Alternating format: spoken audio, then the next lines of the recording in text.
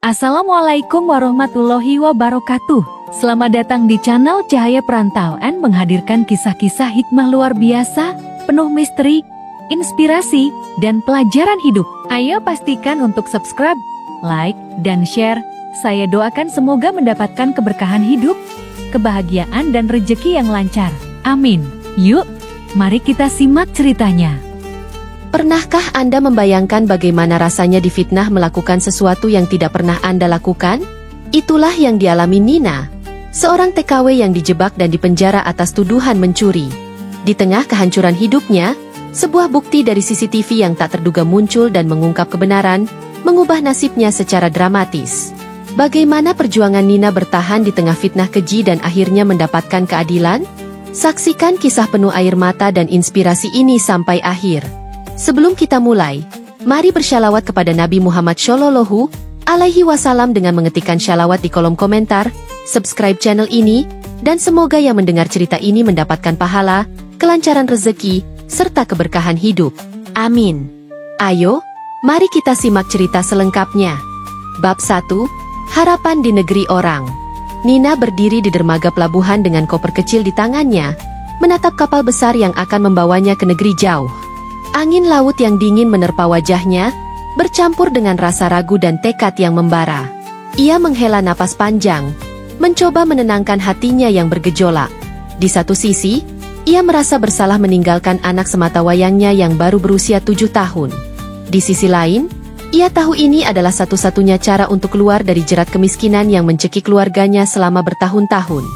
Setibanya di Timur Tengah, Nina merasa asing. Suara-suara dalam bahasa yang tidak ia pahami menggema di telinganya, dan panasnya matahari begitu menyengat kulitnya.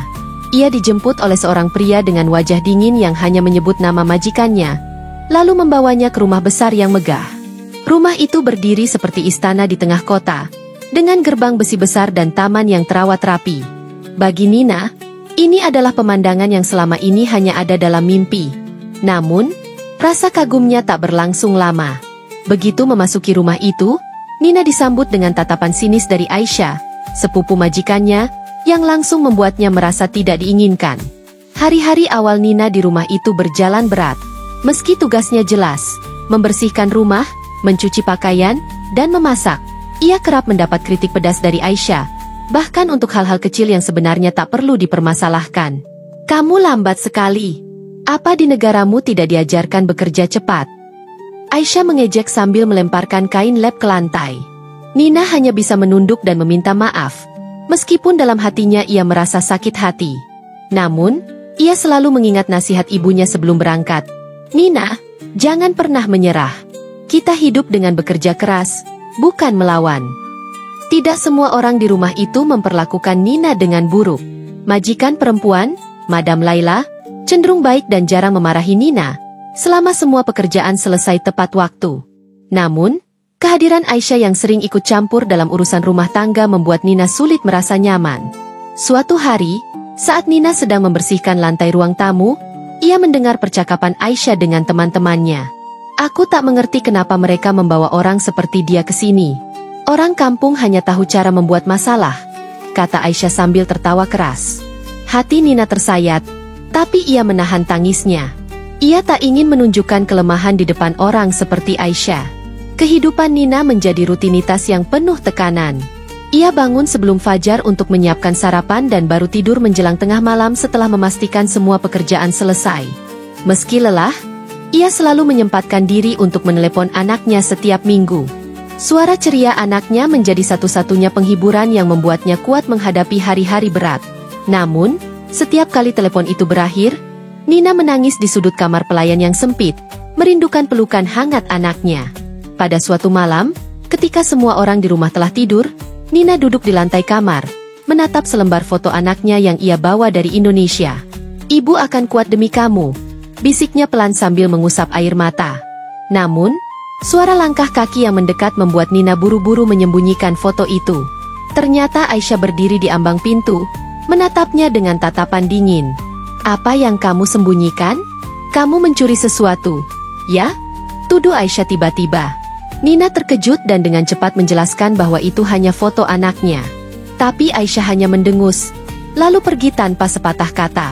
Kejadian itu membuat Nina semakin sadar bahwa ia harus berhati-hati. Setiap gerak-geriknya seolah diawasi. Setiap kesalahan kecil menjadi alasan untuk menuduhnya. Namun, ia tetap bekerja keras, berharap bahwa waktu akan membuktikan kejujurannya. Di balik semua tekanan, Nina menyimpan harapan besar bahwa pengorbanannya ini akan membawa kebahagiaan bagi anaknya. Ia tidak pernah menyangka bahwa cobaan terbesar dalam hidupnya baru saja dimulai. Hari itu, langit timur tengah tampak cerah. Namun hati Nina penuh dengan awan gelap. Ia tidak tahu bahwa dalam hitungan minggu, fitnah besar akan menghantam hidupnya dan membawanya ke titik terendah. Sebuah perjalanan panjang yang akan menguji iman, kesabaran, dan keberanian seorang ibu yang hanya ingin memberikan masa depan terbaik bagi anaknya. Bab 2, Tuduhan yang Menghancurkan. Hari itu dimulai seperti biasa, dengan rutinitas Nina membersihkan rumah dan menyiapkan sarapan. Namun, ada sesuatu yang aneh di udara. Aisyah terlihat lebih murung dari biasanya, berjalan mondar-mandir dengan ponselnya di tangan. Nina tidak terlalu memedulikannya dan melanjutkan pekerjaannya. Namun, saat sore menjelang, teriakan dari kamar majikan perempuan mengguncang rumah. "Perhiasanku hilang. Berlian kesayanganku tidak ada di tempatnya." Suara Madam Laila memecah keheningan, membuat semua orang bergegas ke kamar. Di sana, Nina berdiri bingung di antara para penghuni rumah. Madam Laila menangis, menunjuk ke arah brankas yang terbuka, sementara Aisyah berdiri di dekat pintu dengan tatapan dingin yang penuh kemenangan. "Aku sudah bilang, pekerja seperti dia tidak bisa dipercaya," ujar Aisyah dengan nada tajam, membuat seluruh perhatian tertuju pada Nina. Nina kaget mendengar tuduhan itu. "Saya tidak tahu apa-apa, Madam. Saya tidak pernah menyentuh brankas itu," jawab Nina dengan suara bergetar. Namun, Aisyah melangkah maju, menunjuk dengan jari ke arah Nina. "Aku melihatnya keluar dari kamar ini tadi pagi. Apalagi yang harus dijelaskan?" Dalam hitungan menit, polisi tiba di rumah. Tanpa bukti konkret, kesaksian Aisyah sudah cukup bagi mereka untuk membawa Nina ke kantor polisi. Nina menangis dan memohon agar diberi kesempatan untuk membuktikan dirinya tidak bersalah. Namun, tatapan dingin dari majikan dan Aisyah membuatnya sadar bahwa tidak ada yang akan mendengarkannya. Saat tangan polisi mencengkeram lengannya, ia menoleh ke Madam Laila dengan harapan terakhir. "Madam, saya tidak mencuri. Tolong percaya saya." Namun, majikan hanya diam, terlalu terguncang oleh kehilangan perhiasannya. Di kantor polisi, Nina diinterogasi dengan keras. Ia bersikeras bahwa dirinya tidak bersalah. Tetapi semua kata-katanya terasa sia-sia. Surat penahanan dikeluarkan, dan Nina dipenjara sementara menunggu penyelidikan. Di balik jeruji besi, Nina merasa hidupnya runtuh. Ia duduk di lantai dingin, menggigil ketakutan sambil memikirkan anaknya di rumah. Bagaimana ia bisa memberitahu keluarganya bahwa ia dituduh sebagai pencuri? Bagaimana mereka akan memandangnya sekarang? Di sisi lain, di rumah majikan, Aisyah tersenyum puas di balik pintu kamarnya. Ia memegang perhiasan berlian yang sebenarnya tidak pernah hilang. Dengan licik, ia telah menyembunyikannya di sudut lemari kamarnya sendiri. Akhirnya, dia keluar dari rumah ini, gumam Aisyah. Bagi Aisyah, Nina hanyalah seorang pembantu yang tidak pantas tinggal di rumah mereka, apalagi mendapatkan perhatian baik dari Madam Laila. Ia tidak peduli bahwa tindakannya telah menghancurkan hidup seseorang. Hari-hari Nina di penjara menjadi mimpi buruk. Stigma sebagai pencuri membuatnya dijauhi oleh tahanan lain. Ia hanya bisa menangis dalam doa, berharap Tuhan memberikan keadilan. Suatu malam, ia teringat pesan anaknya saat terakhir kali menelepon. "Bu, aku ingin menjadi dokter. Ibu harus cepat pulang ya," kata suara kecil itu. Kata-kata itu menjadi semangat bagi Nina untuk bertahan. "Aku harus kuat. Aku tidak boleh menyerah," bisiknya pada dirinya sendiri meski air matanya terus mengalir. Sementara itu, di rumah majikan, suasana perlahan kembali tenang. Namun, Tuan Karim, seorang teman dekat keluarga yang sering berkunjung, mulai curiga. Ia merasa ada sesuatu yang janggal dalam kasus ini. Nina selalu tampak jujur dan pekerja keras. Bagaimana mungkin dia mencuri? Pikirnya. Tuan Karim memutuskan untuk meminta Madam Laila memeriksa rekaman CCTV yang dipasang di beberapa sudut rumah. Namun, Laila yang masih terguncang, enggan melakukannya. takut menemukan sesuatu yang mungkin membuatnya merasa bersalah. Di penjara, Nina terus berdoa dan berharap keajaiban datang. Ia percaya bahwa kebenaran akan terungkap suatu saat nanti. Meski ia tidak tahu bagaimana atau kapan, ia yakin bahwa Tuhan tidak akan membiarkan orang yang tidak bersalah menderita selamanya. Dan tanpa ia ketahui, benih-benih kebenaran mulai bergerak, perlahan tapi pasti, menuju cahaya yang akan mengubah segalanya. Bab 3. Di balik penjara. Jeruji besi menjadi saksi bisu penderitaan Nina. Udara di dalam sel pengap itu terasa berat, seolah menambah beban di pundaknya. Setiap malam, ia terbangun dari tidur yang tidak nyenyak karena mimpi buruk tentang anaknya yang menangis mencari ibunya. Nina hanya bisa duduk di sudut gelap selnya, memeluk lututnya erat-erat sambil berdoa. Hatinya penuh dengan pertanyaan yang tak terjawab. Mengapa aku yang harus menanggung ini? Apa salahku pada mereka? Hari-hari di penjara berlalu lambat. Meski tidak pernah benar-benar mengerti bahasa tahanan lain, Nina bisa merasakan tatapan penuh curiga dari mereka. Tidak ada satupun yang mau berbicara dengannya. Ia dianggap pencuri, seorang pengkhianat yang tidak layak mendapat simpati. Ketika ia mencoba menyapa salah satu tahanan, wanita itu hanya menatapnya sinis dan berlalu begitu saja. Perlakuan ini membuat Nina semakin terpuruk. Ia merasa benar-benar sendirian di dunia yang seakan telah memutus semua tali harapan. Sementara itu, di luar penjara, Tuan Karim tidak bisa mengabaikan rasa curiganya. Ia mendatangi Madam Laila dan mengajaknya berbicara. "Laila, kau tahu Nina orang yang baik. Dia telah bekerja di rumahmu dengan jujur. Jangan biarkan ini berakhir seperti ini tanpa memastikan kebenarannya," katanya tegas. Namun, Laila masih diliputi kebingungan. Tapi Aisyah bersaksi bahwa dia melihat Nina keluar dari kamar. "Aku tidak punya alasan untuk meragukannya," jawab Laila lemah. Meskipun begitu, Tuan Karim terus mendorongnya untuk memeriksa rekaman CCTV di rumah mereka, yang hingga kini belum dilihat sama sekali. Di dalam penjara, Nina mencoba mengumpulkan keberanian. Ia mengingat anaknya, memutar kembali suara ceria anak itu di kepalanya. Ia tahu, jika ia menyerah sekarang, maka semua perjuangannya akan sia-sia. Dengan suara lirih, ia berkata pada dirinya sendiri, "Aku harus kuat. Jika bukan demi diriku sendiri, setidaknya demi anakku." Ia mulai menulis surat-surat untuk anaknya, meskipun tidak yakin kapan surat-surat itu akan sampai. Tulisan tangannya yang gemetar penuh dengan doa dan harapan. Malam itu, Nina mendengar keributan di luar selnya. Ada seorang tahanan yang berteriak histeris setelah menerima kabar buruk dari keluarganya. Nina tertegun mendengar suara tangisan itu. Ia merasakan kesedihan yang sama, meski dalam bentuk yang berbeda. Perasaan ini mengingatkannya bahwa di dunia yang keras ini, ia tidak sendirian. Ia mulai berdoa, bukan hanya untuk dirinya sendiri, tetapi juga untuk semua orang yang sedang menderita di sekitar. Di rumah majikan, Aisyah semakin merasa aman. Ia yakin bahwa Nina akan tetap di penjara dan tidak ada yang akan menemukan kebenaran. Namun, ia tidak menyadari bahwa Tuan Karim tidak menyerah. Pada hari berikutnya, dengan tegas, Tuan Karim meminta rekaman CCTV dari staf rumah tangga yang bertugas. Jika Nina benar bersalah, ini akan membuktikannya. Jika tidak, maka kau harus membebaskannya, katanya kepada Madam Laila. Akhirnya, dengan berat hati, Laila menyetujui permintaan tersebut. Ketika rekaman CCTV akhirnya diputar, semua orang di ruangan itu terdiam.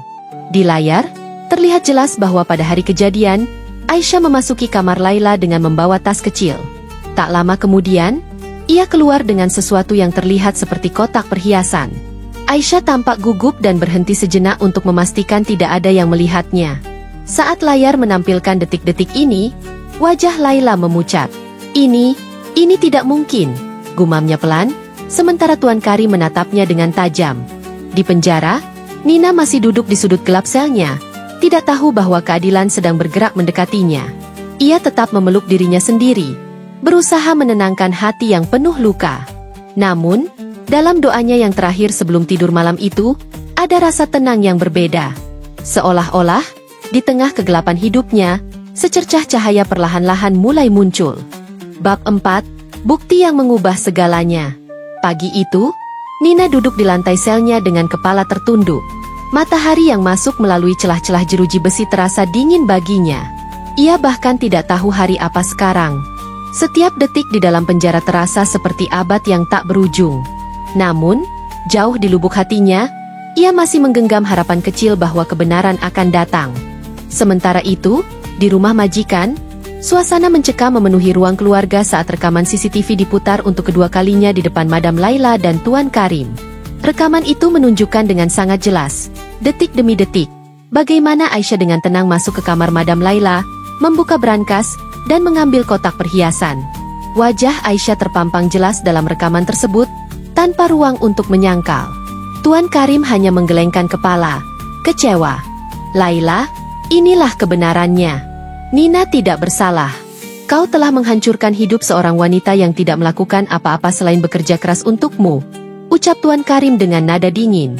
Madam Laila, yang biasanya tegas, terlihat begitu rapuh. Ia menatap layar dengan mata berkaca-kaca, tak mampu berkata-kata. Bagaimana ini bisa terjadi? Aku telah melakukan kesalahan besar, bisiknya. Aisyah, yang menyaksikan dari pojok ruangan, mulai panik. Itu tidak seperti yang terlihat. Aku hanya mengambilnya untuk mengamankannya, katanya tergagap. Namun, Tuan Karim tidak memberikan ruang untuk alasan. Aisyah, ini sudah jelas. Kau memfitnah Nina untuk menutupi kebohonganmu sendiri, ujarnya tegas. Sementara itu, Nina dipanggil ke ruang interogasi di penjara.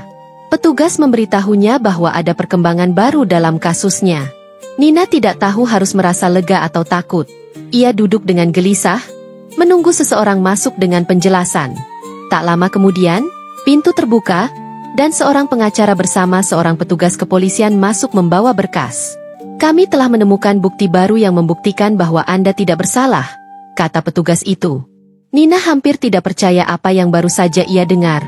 Air mata mengalir di pipinya tanpa ia sadari. Jadi, aku akan bebas? Tanyanya dengan suara bergetar. Pengacara itu tersenyum kecil. Ya, dalam waktu dekat. Kami sedang menyelesaikan proses administrasi untuk membebaskan Anda. Nina memejamkan matanya, memanjatkan syukur yang tulus kepada Tuhan. Beban berat yang selama ini ia tanggung mulai terangkat, meski luka hatinya masih terasa dalam. Di rumah majikan, Aisyah tidak punya pilihan selain mengakui perbuatannya. Dengan terpaksa, ia menyerahkan perhiasan yang telah disembunyikannya ke Madam Laila. Wajahnya merah padam saat Laila memerintahkannya untuk meninggalkan rumah mereka. Kau telah merusak nama baik keluarga ini, dan lebih dari itu, kau telah menghancurkan kehidupan seorang wanita yang tidak bersalah, kata Laila dengan tegas.